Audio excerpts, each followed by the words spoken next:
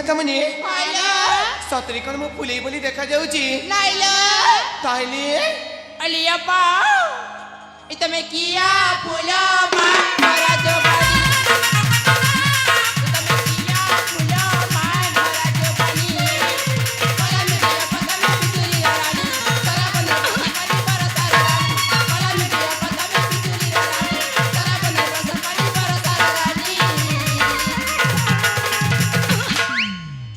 अलुई संगात hello एमती जति कहबो ना सांग भी नहीं कहि दउची अली फुली हां इतमे फूलो रानी मान वसा जानी इतमे फूलो रानी मान वसा जानी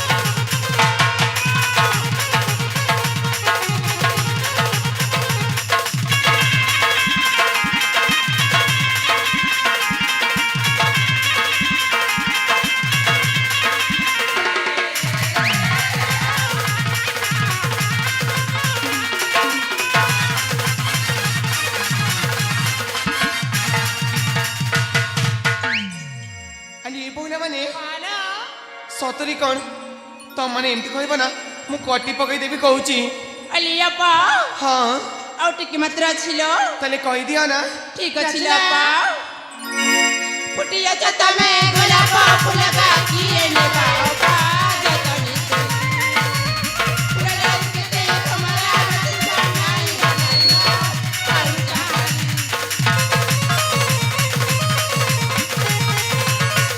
फुटिया छता में गोलाप फूल का किए ने बापा जतनी फूल के ते कमरा बनाई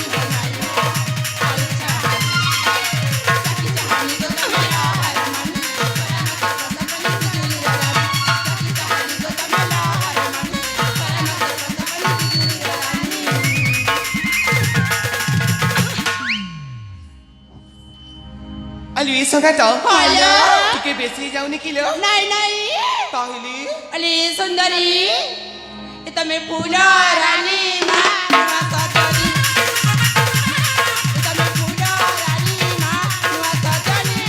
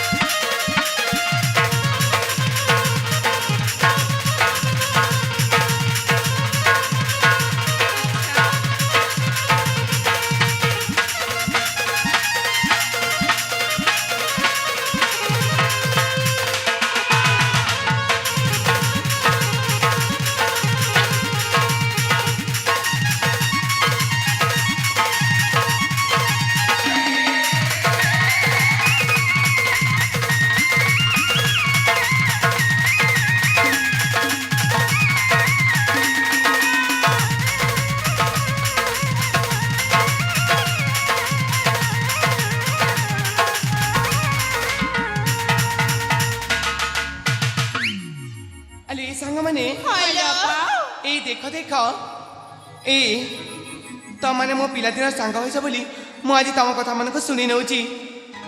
ହେଲେ ସଙ୍ଗାତ ଲୋ ହ୍ୟାଲୋ ଏ ବୋଉଲ ହଁ ହେଲେ ତମେ ଏତେ କଥା କୋଉଠି ଶିଖୁଛ ମ? ସାଙ୍ଗସାଥି ମିଳିଲ ସାଙ୍ଗସାଥି ମିଳରେ ହ୍ୟାଲୋ ହେଲେ ସାଙ୍ଗମାନେ ମୁଁ ତ ଏପର୍ଯ୍ୟନ୍ତ କିଛି ବି ଶିଖିନି। ହେଲେ କ'ଣ ପାଇଲ? ହେଲେ ଭାବୁଛି ଯେ ଏଇ ତମମାନଙ୍କ ସହିତ ସାଙ୍ଗ ହେଇନା ମୁଁ ବି ସବୁ କଥା ଶିଖିଯିବି ବୋଲି ଭାବୁଛି। 70 କିଲୋ ହେଲେ ସଙ୍ଗାତ ଆଜି ମୁଁ ଶୋଇଥିଲା ସମୟରେ ଗୋଟିଏ ସପନ ଦେଖିছিল ସାଙ୍ଗ।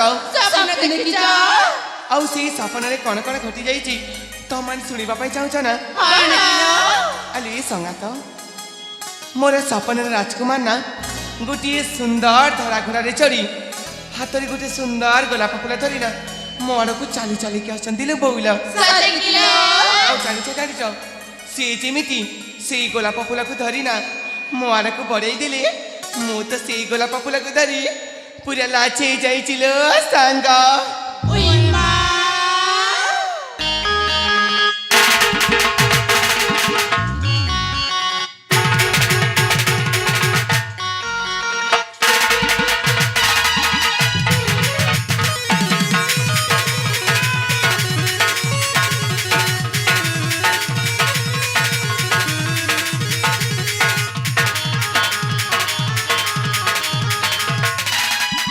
सपना देखुछे ताके भागुछे सपना देखुछे